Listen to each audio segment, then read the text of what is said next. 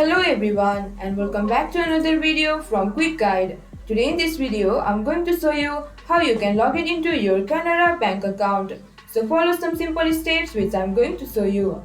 First of all, open your web browser and in the search bar type in Canara bank login. And as the search result, you can see in the first option the website of Canara bank. Click on it. It will take you to this portal. Over here, enter the username of your account.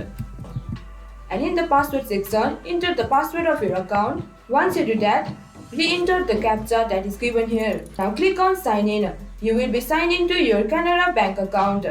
And in case if you guys forgot your login credentials, click here forgot password or forget username to reset it. So this is how you can log in into your Canara bank account. Hope you guys understand and find our video helpful. If you did, please do not forget to hit the like and subscribe to our channel.